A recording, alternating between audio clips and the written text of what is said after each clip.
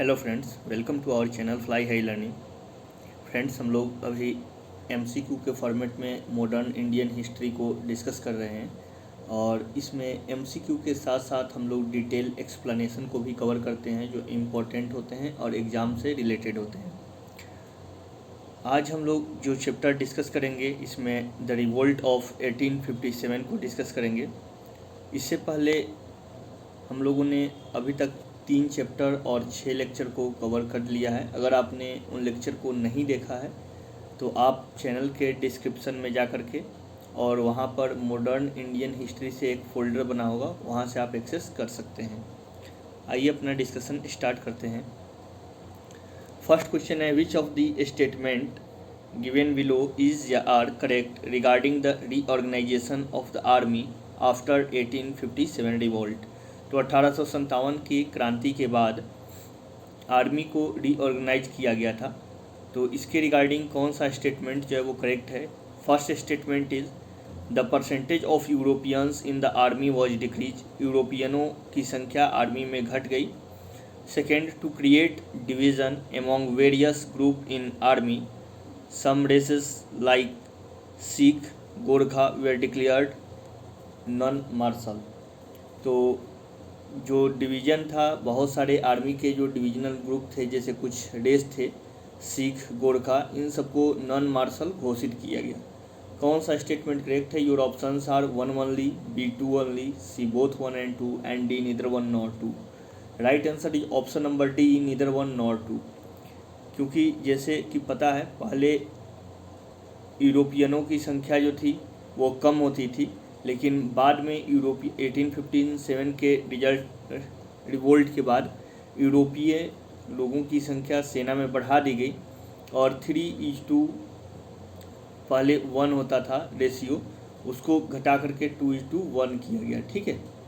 और इसके बाद में जो ये आर्मी, जो ये ग्रुप थे आर्मी में, जैसे सिख गोरखा, इनको मार्शल डिक्लेयर किया गया, न कि नॉन मार्शल डिक्लेयर किया गया। अब यहाँ पे आप देख सकते हैं, the British could no longer depend on the Indian loyalty, so the number of the Indian soldier was drastically reduced even as the European soldier was increased. ठीक है। तो यूरोपियन सोल्डर जो थे उनकी संख्या बढ़ाई गई और इंडियन सोल्जर की संख्या घटाई गई सेना में।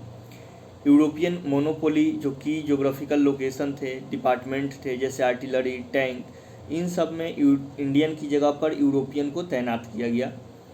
इसके बाद में कुछ वेरियस ग्रुप थे आर्मी में, जैसे सिख गोरखा, इन लोगों को मार्शल डिक्लेयर किया गया, जबकि जिन लोगों ने 1857 के रिवोल्ट में विद्रोहियों का साथ दिया था, जैसे अवध, बंगाल, यहाँ की आर्मी को नॉन मार्शल घोषित किया गया। ठीक है। तो I think you got clarity. चलते हैं नेक्स्ट क्वेश्चन पे। विच of the following war become a motivation of 1857 revolts. तो कौन सा जो वॉर था वो 1857 के रिवोल्ट के लिए मोटिवेशन का काम किया था। फर्स्ट है फ्रेंच रिवॉल्यूशन, सेकंड है फर्स्ट अफ़गान वॉर, थर्ड है क्रीमियन वॉर एंड फोर्थ है बोर वॉर। तो जो फ्रेंच रिवॉल्यूशन था वो 1789 में हुआ था। ठीक है। जो क्रीमियन वॉर था वो 1843 के आसपास हुआ था। तो अब यहाँ पे कौन सा जो वॉर था वो मोटिवेशन का काम किया था। Your options are A third only, B second and third only, C 1 and 4 only and D 1 2 3 and 4। First तो गलत है और इसलिए राइट आंसर होगा option number B, second and third only. एक बार हम लोग देख लेते हैं यहाँ पे। जो फ्रेंच रेवोल्यूशन था वो 1789 से लेकर के 1799 तक हुआ था, जिसको काफ़ी लंबे टाइम हो गया था।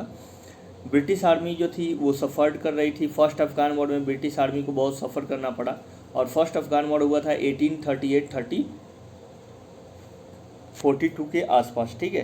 क्रीमियन वॉर 1854 से लेकर के 56 के आसपास हुआ, जिसमें ये दिख गया कि ब्रिटिश सेना ऐसा नहीं है कि इन्विंसिबल है, अजेय है, उनको भी हराया जा सकता है। तो इससे विद्रोहियों के मन में उत्साह बढ़ा। जो बोर वॉर था वो बोर वॉर हुआ 1899 में, जो 1857 के बाद हुआ, और रसिया ने 1905 में इस मिथ को तोड़ दिया कि यूरोपियन को हराना जो है वो नामुमकिन है, यूरोपियन जो है वो अजेय है। ठीक है, तो इसलिए राइट आंसर होगा option statement 2 and third. Third question है which of the following pair have been matched correctly with respect to the revolt of 1857। 1857 की क्रांति में विद्रोहियों का नेतृत्व किस स्थान से किसने किया था, तो कौन सा पेयर करेक्टली मैच्ड है। फर्स्ट है Lucknow Begum Hazrat Mahal, second Kanpur Nana Sahab, third Faizabad Azimullah, fourth Delhi General Bakht Khan and fifth Bareilly Khan Bahadur. Right answer कौन सा है। Your options are 1, 3 and 4 only, B 2, 3 and 5 only, C 1 and 4 only and D 1, 2, 3, 4 and 5 only. Right answer है ऑप्शन नंबर डी, पांचों जो है वो करेक्ट हैं। यहाँ पर आप एक्सप्लेनेशन में देख सकते हैं कि कहाँ से किसका नेतृत्व कौन से किसने किया था। दिल्ली से जनरल बख्त खान ने किया था, कानपुर से नाना साहब, लखनऊ से बेगम हजरत महल और बिजरीस कादिर, बरेली से खान बहादुर, बिहार से कुंवर सिंह, फैजाबाद से मौलवी अहमदुल्ला, झांसी से रानी लक्ष्मीबाई और बागपत से शाहमल। ठीक है, तो इसको आप याद रखिएगा, मैच कराने के लिए दे सकते हैं। फोर्थ क्वेश्चन है which of the following changes happened in the army after 1857 revolt. तो 1857 के रिवोल्ट के बाद आर्मी में क्या परिवर्तन किए गए। फर्स्ट है caste loyalty were encouraged among army man. तो आर्मी मैन में सेना में कास्ट लॉयल्टी को इनकरेज किया गया, यानी 1857 से पहले क्या था कि सेना में जो सवर्ण क्लास के लोग थे उनकी भर्ती ज़्यादा की गई थी, लेकिन बाद में ऐसा लगा कि ये लोग जो होते हैं लॉयल नहीं होते ब्रिटिश आर्मी को, तो इसीलिए कास्ट लॉयल्टी पर इन्होंने ध्यान दिया। सेकेंड है the old policy of excluding Indian from officer crop was abolished and third है discrimination on the basis of religion was practices during recruitment. तो रिलीजन के आधार पर डिस्क्रिमिनेट किया गया रिक्रूटमेंट के समय। कौन सा स्टेटमेंट करेक्ट है। Your options are A 1 and 2 only, B 2 and 3 only, C 1 and 3 only and D 1, 2 and 3। Right answer है ऑप्शन नंबर डी 1, 2 एंड 3, तीनों स्टेटमेंट करेक्ट हैं। फिफ्थ क्वेश्चन है consider the following statement. First statement is a general amnesty was granted to all the rebels of the 1857 revolt, यानी 1857 की क्रांति में जिन लोगों ने पार्टिसिपेट किया था उनके लिए एक जनरल पार्डन सिस्टम चलाया गया जब 1858 का प्रोक्लेमेशन आया उस समय। सेकेंड है the additional post of secretary of state was created, एक नया पोस्ट सेक्रेटरी ऑफ स्टेट को क्रिएट किया गया। थर्ड है it abolish the board of control and court of director, यानी जो BOC एंड COD थे इन दोनों को समाप्त कर दिया गया। और फोर्थ है doctrine of lapse was abandoned, तो जो व्यक्तिगत का सिद्धांत था इसको छोड़ दिया गया। कौन सा स्टेटमेंट करेक्ट है। ये क्वीन प्रोक्लेमेशन 1858 के regarding. Your options are A 1 only, B 1 and 3 only, C 2, 3 and 4 only and 4 D 4 only. Right answer है option number D 2, 3 and 4 only. ठीक है, जो रॉयल प्रोक्लेमेशन आया तो ये 1 नवंबर 1858 को इलाहाबाद में इसको लॉर्ड कैनिंग ने पढ़कर सुनाया। रॉयल प्रोक्लेमेशन यानी राजकीय घोषणा पत्र महारानी विक्टोरिया की ओर से जारी किया गया था। ठीक है, लॉर्ड कैनिंग इलाहाबाद दरबार में उसको पढ़कर सुनाए, और चूंकि लॉर्ड कैनिंग उस समय गवर्नर जनरल थे और भारत के प्रथम वायसराय थे, तो इसीलिए उनको ये अवसर मिला। इम्पोर्टेंट फीचर क्या थे क्वीन प्रोक्लेमेशन के, तो पहला था the act laid down that henceforth India shall be governed by and in the name of the Queen, यानी जो इंडिया का अब शासन है वो क्वीन के नाम से चलाया जाएगा, ना कि ब्रिटिश ईस्ट इंडिया कंपनी के नाम से। बोर्ड ऑफ कंट्रोल और कोर्ट ऑफ डायरेक्टर दोनों को एबॉलिश कर दिया गया। एक नया पोस्ट क्रिएट किया गया सेक्रेटरी ऑफ स्टेट, यानी राज्य सचिव का, और इसकी सहायता के लिए 15 मेंबर यानी 15 मेंबर को भी एक बॉडी को गठित किया गया। डॉक्ट्रिन ऑफ लैप्स को कैंसिल किया गया। ये भी कहा गया कि ब्रिटिश की जो पॉलिसी है एनेक्सेशन की, दूसरे राज्य को हड़पने की, ये समाप्त किया जाता है। जनरल एमनेस्टी या पार्डन जारी किया गया, सिवाय उन रिबेल्स के या उन विद्रोहियों को जो लोग डायरेक्ट किलिंग में इन्वॉल्व थे, यानी जो लोग नॉर्मली सिर्फ विद्रोहियों विद्रोह में पार्टिसिपेट किया था उनको माफ़ कर दिया गया, लेकिन जो लोग अभी भी उस समय मतलब कि किलिंग एक्टिविटी में, ब्रिटिश सब्जेक्ट किलिंग एक्टिविटी में इन्वॉल्व थे, उनको माफ़ नहीं किया गया। तो इसको आप याद रखिएगा कि एक जनरल एमनेस्टी तो था लेकिन कुछ एक्सेप्शंस थे, ठीक है। तो ये आपको यहाँ पे आप कंफ्यूज कर सकते हैं। The office of the governor general was change to that of viceroy of India. Governor general के ऑफिस को चेंज करके वायसराय ऑफ इंडिया कहा जाने लगा।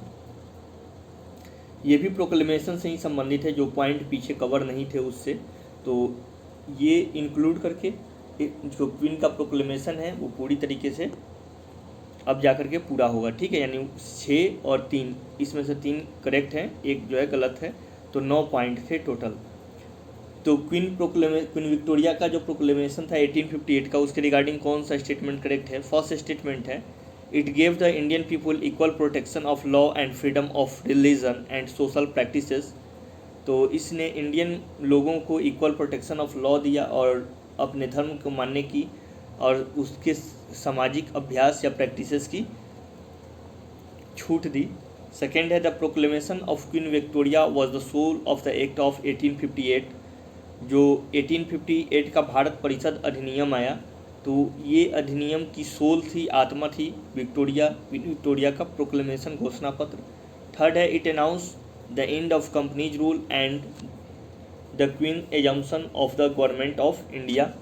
एंड फोर्थ है, it announce the Britain would not trade और invest any further with India without the permission of the local people. तो कौन सा प्रोक्लेमेशन के रिगार्डिंग करेक्ट स्टेटमेंट है? Your options are A 1 only, B 1, 2 and 3 only, C 2, 3 and 4 only, and D 4 only. Right answer is option number B 1, 2 and 3 only. Fourth statement गलत है, क्योंकि British India में आए ही थे व्यापार करने के उद्देश्य थे और इन चीज़ों को घोषणा पत्र में शामिल नहीं किया गया था, जो जैसे 1857 से पहले पूर्ववत चल रही थी वैसे ही बाद में भी ये कंटिन्यू चलती रही, ठीक है। 7th क्वेश्चन है, consider the following about cause of tribal movement in India. तो ट्राइबल मूवमेंट जो भारत में हुए तो क्यों हुए? फर्स्ट स्टेटमेंट है, commercialisation and स्ट्रेंडिंग of already present tendencies toward outside penetration of tribal area. मतलब कि बाहर से आकर के जब लोगों ने कमर्शलाइजेशन को मजबूत किया ट्राइबल एरिया में, तो इनसे ट्राइबल लोगों को परेशानी हुई और इसके कारण ट्राइबल मूवमेंट हुए। सेकेंड है, Christian missionaries expectedly were active in the tribal area. जो क्रिश्चियन मिशन थे वो मतलब कि ट्राइबल एरिया में धर्म परिवर्तन करा रहे थे। एंड थर्ड है, British force absolute private property hence joint ownership give tension with tribal society. जो ब्रिटिश फोर्स थे उन्होंने जो ट्राइबल एक रिचुअल्स थे, एक कस्टम थी ट्राइबल सोसाइटी की, तो उन चीज़ों को जो प्राइवेट प्रॉपर्टी की थी तो इन्होंने उसको ख़त्म किया, तो इसके चलते भी हुए। कौन सा स्टेटमेंट करेक्ट है? Your options are A 1 only, B 2 and 3 only, C 1 and 3 only, and D 1, 2 and 3. Right answer is option number D 1, 2 and 3। जो आउटसाइडर्स थे, जो प्लेन से जंगली क्षेत्रों में या आदिवासी क्षेत्रों में जाते थे, उनको आदिवासी लोग दीकू कहते थे और दीकुओं से संथाल लोग जो थे वो बहुत ज़्यादा नफरत करते थे। फ्रेंड्स, कल का जो डिस्कशन होगा वो क्वेश्चन बेस्ड नहीं होगा, बल्कि इस डिस्कशन में हम लोग जो आदिवासी मूवमेंट हैं, प्रेजेंट मूवमेंट हैं इंडिया के अंदर जो हुए थे 1857 से पहले, उन चीज़ों को हम लोग कवर करेंगे, ठीक है। ये ज़्यादा डिटेल में इससे कवर नहीं हो पाया है, तो उसको हम लोग चैप्टर वाइज चैप्टर में ही डिस्कस करेंगे। तो कल हो सके, संडे भी है, तो हम लोग क्वेश्चन आंसर डिस्कस नहीं करेंगे, सिर्फ चैप्टर को डिस्कस करेंगे 1857 के बिफोर 1857 जो रिबेल हुआ था उससे रिलेटेड। जो क्रिश्चियन मिशनरी थी वो एक्टिव थी ट्राइबल एरिया में, जैसे बिहार और असम के हिल में। उन्होंने एजुकेशन, उनकी सोसाइटी को सुधारने के लिए कुछ सोशल एसेंट, इन सब में चेंजेस की बात तो कही थी, लेकिन साथ ही साथ उनका धर्म परिवर्तन करा रहे थे एंटी फॉरेन वे तरीके से, तो इसके चलते भी उस लोगों में असंतोष था। खुटखट्टी टिन्योर जो थी छोटा नागपुर क्षेत्र में, तो खुटखट्टी क्या होता है? एक ज्वाइंट ओनरशिप होता है जिसको डिस्ट्रॉयड कर दिया ब्रिटिश ने, तो जिसके चलते भी ये आंदोलन हुए, ये विद्रोह हुए। And a new but increasingly important factor that, एक सबसे इम्पॉर्टेंट बात यह थी कि ब्रिटिशर्स को पता चल गया, कॉलोनियल स्टेट को ये लगा कि जो इंडिया के फॉरेस्ट हैं वो काफ़ी ज़्यादा रिसोर्सफुल हैं, तो 1817 और 18 के दशक में उन्होंने उस पर कंट्रोल करना शुरू कर दिया, तो इसके कारण भी यहाँ पर रिवोल्ट हुए।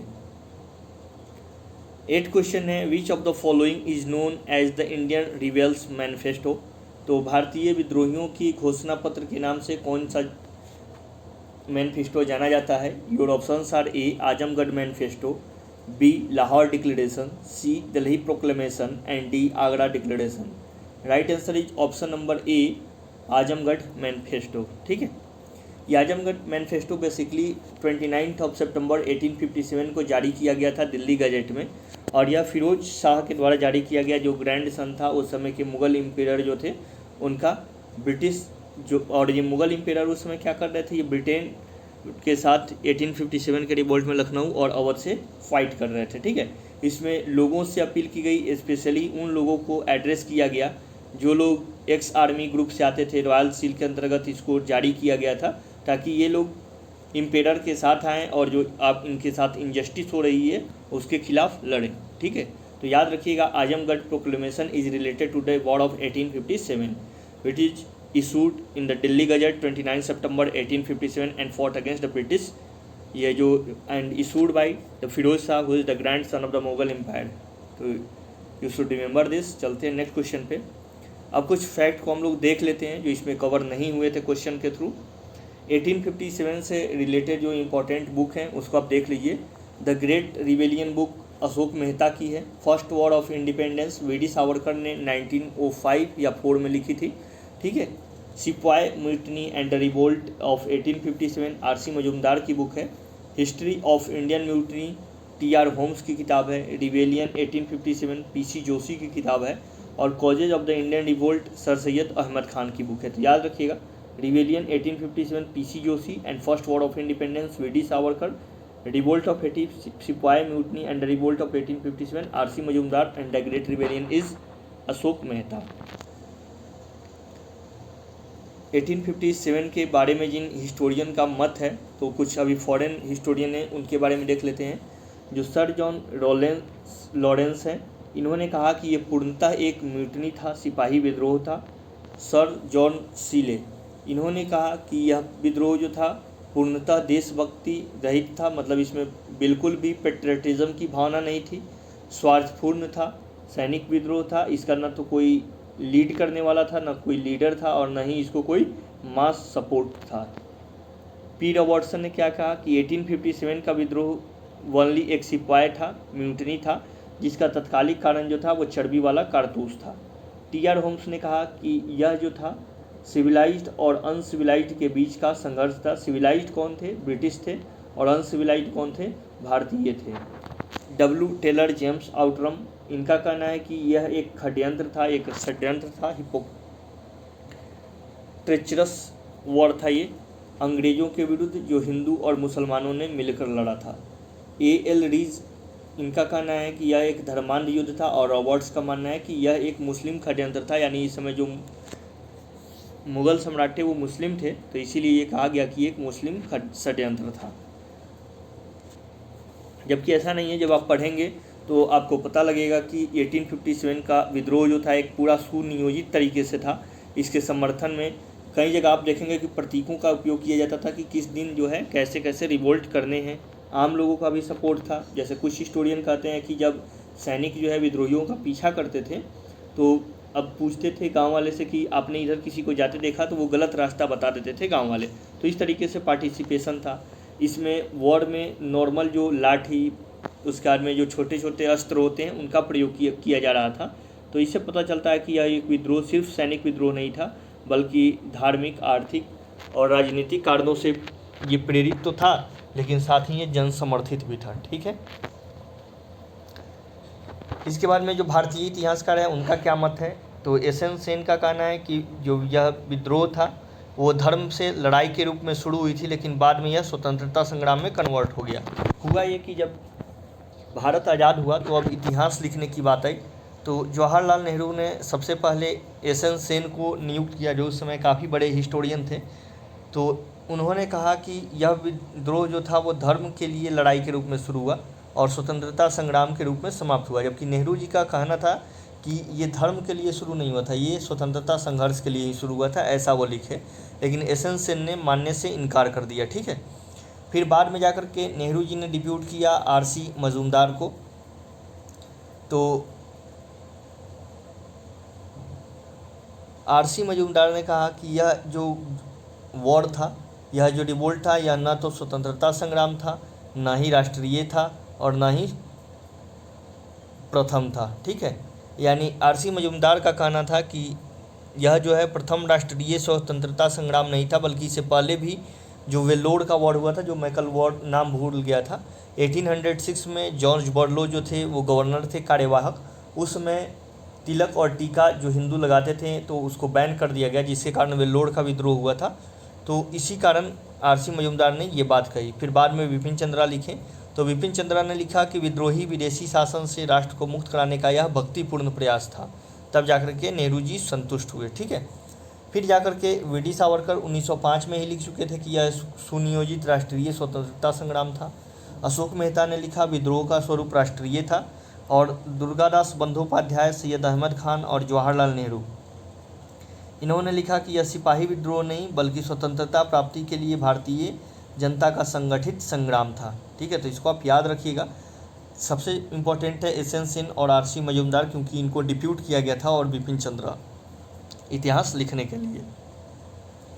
1857 के विद्रोह से सब रिगार्डिंग अब ये आप देख लीजिए कि केंद्र इसका कहाँ था, वहाँ से नेतृत्व कौन कर रहे थे, विद्रोह का दिन क्या था, सैन्य अधिकारी जिसने दमन किया उसका नाम क्या था, और समर्पण जो किया उस समय उनका कौन सा डेट था, ठीक है। तो दिल्ली से नेतृत्व कर रहे थे बहादुर शाह एंड बख्त खान। विद्रोह का जो डेट था, रिवोल्ट ऑफ डेज था 11 मई 1857। और जो सैन्य अधिकारी जो थे या सैन्य जनरल थे उनका नाम था निकलसन एंड हेडसन। एंड जो समर्पण का दिन था वो था 20 सितंबर 1857। यानी ये तकरीबन 3-4 महीने तक ये वॉर चला दिल्ली में। कानपुर से नाना साहब और टाटा टोपे जो थे वो लीड कर रहे थे। जो रिबेल का दिन था वो था 5 जून 1857। कॉलिन कैंपबेल कानपुर में नेतृत्व कर रहे थे सैन्य अधिकारी का, और दिसंबर 1857 में यहाँ विद्रोहियों ने समर्पण किया। लखनऊ में बेगम हजरत महल नेतृत्व कर रही थी। 4 जून 1857 को विद्रोह शुरू हुआ, और कॉलिन कैंपबेल, याद रखिएगा कि कानपुर और लखनऊ में कॉलिन कैंपबेल ने विद्रोह को समाप्त किया। और विद्रोह समाप्त हुआ 31 मार्च 1858 को। झांसी में तात्या टोपे और रानी लक्ष्मीबाई विद्रोहियों का नेतृत्व कर रही थी। 4 जून 1857 को शुरू हुआ। जनरल ह्यूरोज, तब आप उस समय एक कविता लिखी थी सुभद्रा कुमारी चौहान ने, आपको याद होगा अगर आपने पढ़ा होगा तो, कि तब पीछे ह्यूरोज आ गया, धाय गिरी अब रानी थी, बुंदेले हड़बोन रोके मुख हमने सुनी कहानी थी, खूब लड़ी मर्दानी वह तो झांसी वाली रानी थी। तो यही जनरल ह्यूरोज जो था इसने वहाँ पे दमन किया, और 17 जून 1858 को वहाँ पे समर्पण कर दिया। फिर समर्पण नहीं किया, मतलब विद्रोह को यहाँ पे समाप्त कर दिया ह्यूरोज ने, ठीक है। जगदीशपुर और दानापुर में नेतृत्व किया कुंवर सिंह और अमर सिंह ने। 12 जून 1857 को विद्रोह शुरू हुआ, और मेजर विलियम टेलर ने इसको समाप्त किया। 1858 को यह विद्रोह दबा दिया गया। फैजाबाद से मौलवी अहमदुल्ला नेतृत्व कर रहे थे जून 1857 में। जनरल रेनार्ड जो थे वो सैन्य अधिकारी थे, और जून 1857 में एक समाप्त हुआ। इलाहाबाद में लियाकत अली विद्रोहियों का नेतृत्व कर रहे थे, जून 1857 में ये शुरू हुआ। कर्नल नील ने आंदोलन को दबाया 1858 में। और बरेली से खान बहादुर जून 1857 में नेतृत्व कर रहे थे, और विंसेंट आयर ने इस विद्रोह को 1858 में दबा दिया। तो बेसिकली जून 1857 में सारे विद्रोह शुरू हुए हर जगह पे। और यहाँ पर आप विद्रोही नेता याद रखिएगा, कहाँ से किसने नेतृत्व किया और कौन से सैन्य अधिकारी ने इसको दबाया था, ठीक है। तो इसको आप याद रखिएगा, ये काफ़ी इम्पोर्टेंट है। अब यहाँ से एक बार और देख लेते हैं कि जो छोटे छोटे जगह थे वहाँ पर विद्रोहियों के नेता कौन थे। असम में दीवान मनीराम दत्त और कदवेश्वर सिंह ये नेतृत्व कर रहे थे। उड़ीसा में सुरेंद्र शाही, उज्ज्वल शाही।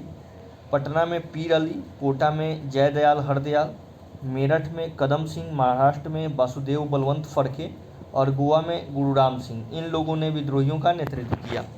कुछ ऐसे भी लोग थे जो विद्रोह में पार्टिसिपेट नहीं किया और ब्रिटिशर्स का साथ दिया या चुप रहे।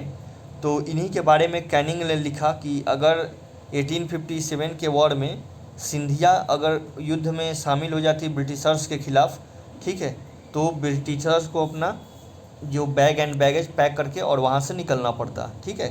तो ये याद रखिएगा। बाकी और कौन थे जिन्होंने पार्टिसिपेट नहीं किया 1857 के वॉर में? कश्मीर के गुलाब सिंह, हैदराबाद के सलार जंग, नेपाल के जंग बहादुर, भोपाल के बेगम, सिख दीपांकर राव जो पंजाब के थे, सिंधिया के मंत्री भोपाल के और इंदौर वाले रीजन में, और भारत के बुद्धिजीवी और शिक्षित वर्ग, ये लोग दूर रहे इन विद्रोह से, ठीक है। तो आई hope you got clarity regarding all this question and articles. तो आज के डिस्कशन में फ्रेंड्स इतना ही। कल जो डिस्कशन हम लोग करेंगे उसमें हम लोग जो रिवोल्ट हुए हैं या फेमस सन्यासी विद्रोह जैसे हुए हैं, जो खोंड विद्रोह हुए हैं, और बहुत सारे विद्रोह हुए हैं, जैसे पश्चिमी घाट में रामोसी विद्रोह हुए हैं, नील विद्रोह हुए हैं पश्चिम बंगाल में, तो इन सब विद्रोह के बारे में जो इम्पोर्टेंट पॉइंट्स होंगे उसको हम लोग डिस्कस करेंगे। कल का जो लेक्चर होगा वो थोड़ा लंबा हो सकता है क्योंकि कल संडे है और इसीलिए हम लोग कल क्वेश्चन डिस्कस नहीं करेंगे।